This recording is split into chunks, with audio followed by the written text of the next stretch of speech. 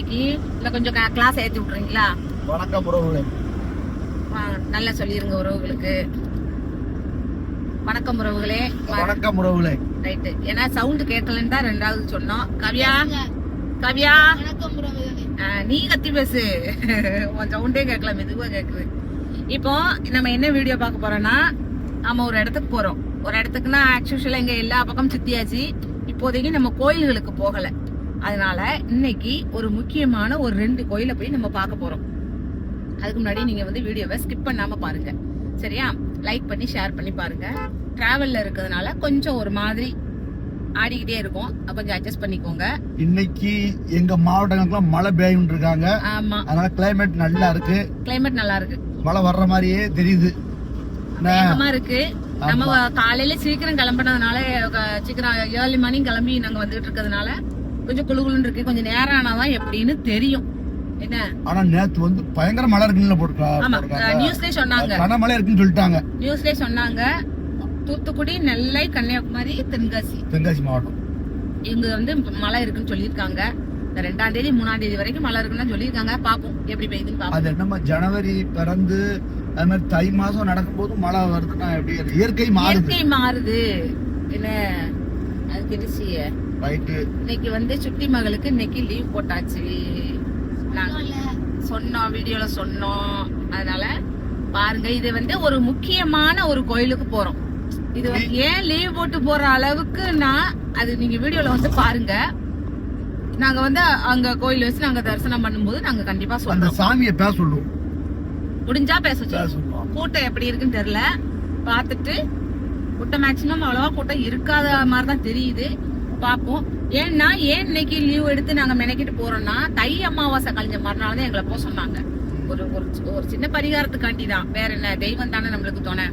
அதனால தை அமாவாசை கழிஞ்ச மறுநாள், இந்த தை அமாவாசை வந்து ரொம்ப ஸ்பெஷலான தை அமாவாசையா, அதனாலதான் அது கழிஞ்ச மறுநாள் போனா நல்லா இருக்கும். அதுவும் கரெக்டா வந்து தை அமாவாசை கரெக்டா மறுநாள் வியாழக்கிழமையா அமைஞ்சிருச்சு.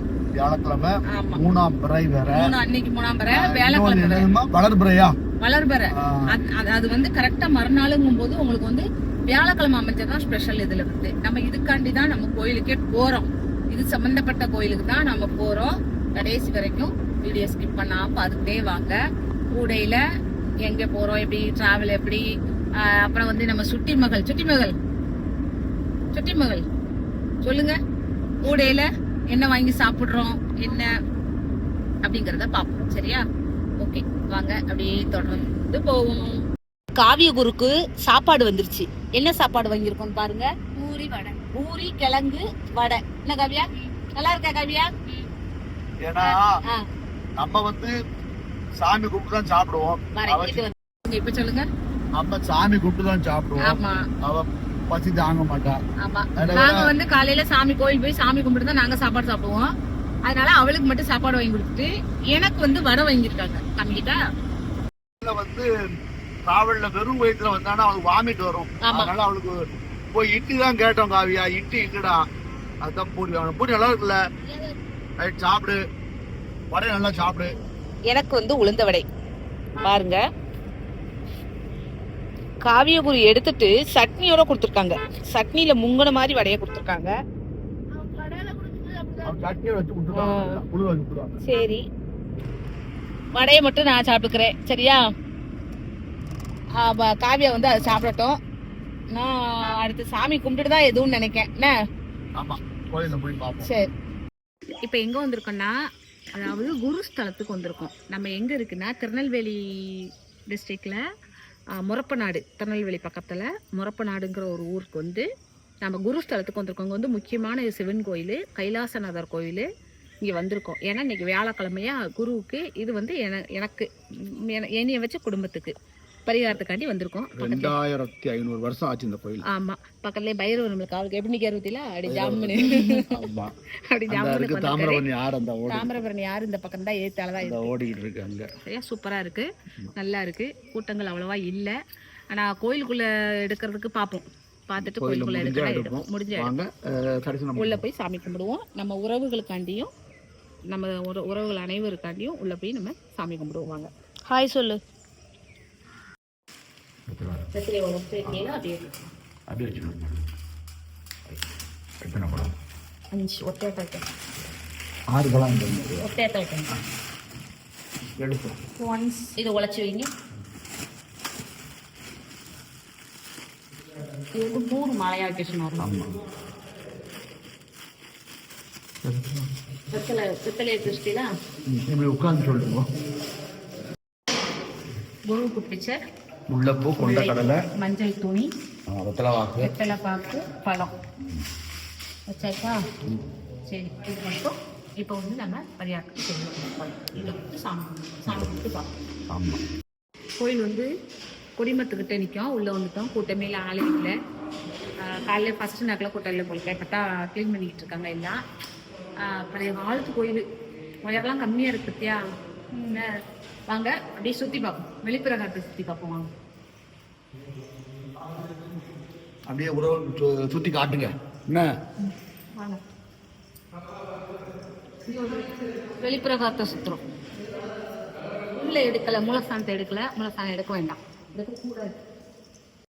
கோயில் வந்து பழைய காலத்து கோயில். ஆனால் கொஞ்சம் பழுது பார்த்தா நல்லா இருக்கும். என்ன லைட்லாம் போட்டிருக்காங்க. நைட்டு தான் எரியும் போல்க்க, பகல் நாக்கில் அமர்த்திட்டாங்க. கொஞ்சம் இருட்டா கொஞ்சம் இதாக, ஆனால் நீட்டாக இருக்குது. கீழெல்லாம் நல்லா நீட்டாக தான் இருக்குது. சரி, அப்படி சுற்றிட்டு சாமி கும்பிட்டு பார்ப்போம். நல்லா சாமி கும்பிட்டாச்சு, நல்லா அபிஷேகம் பண்ணாங்க, நல்லா சாமி கும்பிட்டாச்சு. பிரசாதமாக வெண்பொங்கல் கொடுத்துருக்காங்க காலையில், வாங்கியாச்சு. இந்த கதையை வந்து இந்த சாமியுடைய ஒரு ஸ்டோரி வந்து நான் காரில் போவேல சொல்கிறேன்.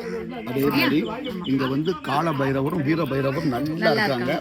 கோயில் சூப்பராக இருக்குது. நல்லா இங்கே வந்து நந்திக்கு வந்து குதிரை முகம் இருக்கும். அதை அந்த டீட்டெயில் நான் காரில் போகையில சொல்கிறேன். இதை வச்சு பேசினா சரியாக சவுண்டு கேட்காது. காரில் போகும்போது நான் சொல்கிறேன், சரியா? இப்போ இந்த கோயிலோட கதை என்னன்னு பார்த்தீங்கன்னா சொல்கிறேன்னு சொன்னல. ஏன்னா அங்கே வச்சு சொல்ல முடியாது, கசகசான்னு சத்தமாக கேட்டுட்டு இருந்துச்சா. அதனால தான் சரி இப்போ சொல்லுவோம் அப்படின்னு இப்போ காரில் வரையில சொல்லிக்கிட்டு இருக்கோம். இப்போ நல்லபடியாக இந்த குருஸ்தலத்தை சாமி கும்பிட்டு முடிச்சிட்டோம். இனிமேல் அடுத்த இன்னொரு கோயிலுக்கு போகிறோம். இதே நாளில் தான் அதையும் கும்பிட சொல்லியிருக்காங்க. இன்னொரு கோயிலுக்கு போகிறோம். அதை வந்து நெக்ஸ்ட் வீடியோவில் பாருங்க, சரியா?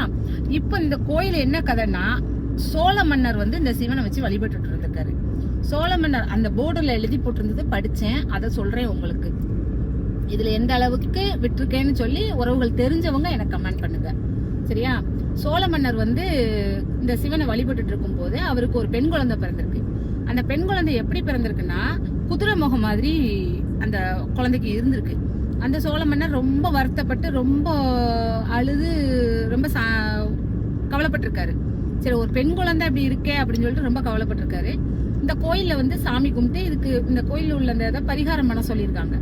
உடனே வந்து இந்த கோயில்ல வந்து சாமியை கும்பிட்டு குழந்தைய கொண்டாந்து போட்டு இங்க உள்ள நந்தியை வந்து ரொம்ப வேண்டிக்கிட்டா நம்ம நினைச்சது நடக்குமா. தொழில் விருத்தி, அப்புறம் கல்வி, மேற்படிப்பு, திருமண தடை, குழந்தை பாக்கியம், நோய் நொடியெல்லாம் நீங்குமா, கைகால் சோகம் கூட இருக்கிறது. இந்த மாதிரி ஒரு மனிதனுக்கு வாழறதுக்கு என்ன ஒரு இது தேவையோ அதெல்லாமே இங்க உள்ள நந்திட்ட வேண்டிக்கிட்டோம்னா கிடைக்குமா. அப்படி அவர் வந்து குழந்தைய வந்து நந்திக்கிட்ட வந்து வச்சு வேண்டும் போது குழந்தை முகம் வந்து மாறிடுச்சான். மாறி ஆக்சுவலி உள்ள நல்ல பெண் வந்து நல்ல பெண்ணா வந்து நல்லா அழகா வந்துட்டாலாம். வந்ததுக்கு அப்புறம் சாமி கும்பிட்டு அவர் திருப்தி அடைஞ்சிட்டாரு.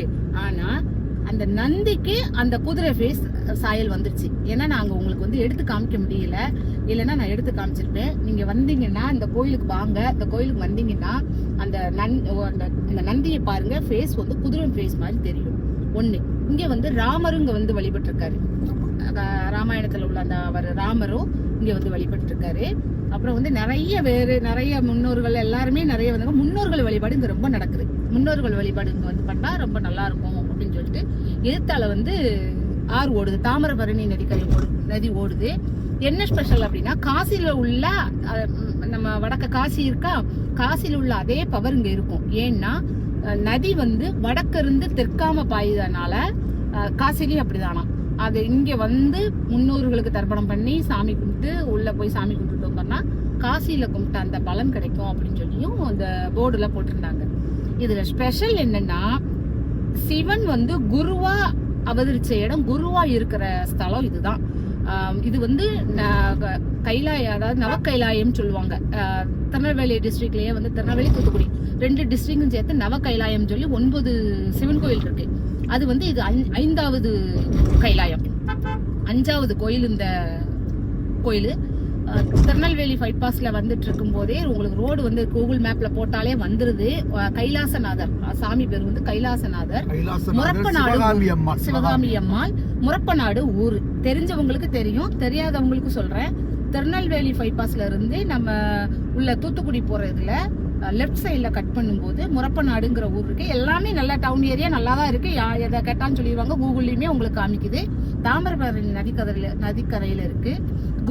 குருஸ்தலம், குருவுக்கு பரிகாரம் பண்ற ஏத்த இடம் இந்த இடம் தான். ஓகேவா? இது வந்து எங்களுக்கு ஒரு பெரிய ஒரு சாமி சொன்னதுனால நாங்க வந்து இதை பண்ணியிருக்கோம். நம்ம உறவுகள் அனைவருக்காண்டியும் வேண்டியிருக்கோம். அதே மாதிரி நீங்களும் வர இஷ்டப்பட்டவங்க வாங்க. இதை தெரிஞ்சவங்க எங்களுக்கு கமெண்ட் பண்ணுங்க, தெரியாதவங்களும் டவுட் கேட்டு கமெண்ட் பண்ணுங்க. ஓகேவா? நம்ம வீடியோவை தொடர்ந்து பாருங்க. நெக்ஸ்ட் இதே தான் இன்னொரு கோயில் போய்கிட்டு இருக்கோம், இதே பக்கத்துல தான். அந்த கோயில் என்னன்னா அடுத்த வீடியோல பாருங்க. அதுவும் ஒரு ஃபேமஸான கோயில் தான். இதெல்லாம் வந்து பல ஆயிரம் வருஷத்துக்கு முன்னாடி உள்ள கோயில்கள். பார்க்க ரொம்ப சிம்பிளா தெரியும். ஏதோ 2500 வருஷம் ஆச்சு. ஏதோ ஒரு ஊர் கடைசியில ஒதுக்குப்புறமா ஒரு இடத்துல இருக்கிற மாதிரி இருக்கும். நல்ல பவர், அதாவது சக்தி வாய்ந்த நல்ல கோயில்கள். இதெல்லாம் பார்க்க வேண்டிய கோயில்கள். நாம போய் தரிசனம் பண்ண வேண்டிய இடங்கள். பக்கத்திலே நம்ம இவ்வளவு கோயில்களை வச்சுக்கிட்டு ரொம்ப லாங்கா போய்கிட்டு இருக்கோம். ஓகே, சரி, முடிஞ்சவங்க இங்க வாங்க, வந்து இந்த கடவுளை வேண்டிக்கோங்க. லைக் பண்ணுங்க, ஷேர் பண்ணுங்க, கமெண்ட் பண்ணுங்க. ஸ்ரீ அரங்கன் ஃபேமிலி சப்ஸ்கிரைப் பண்ணுங்க. அந்த பெல் ஐக்கானை கிளிக் பண்ணிக்கோங்க. எங்க இன்ஸ்டா பேஜையும் ஃபாலோ பண்ணுங்க. சரியா? பாய். அடுத்த வீடியோல சந்திப்போம். தேங்க்யூ.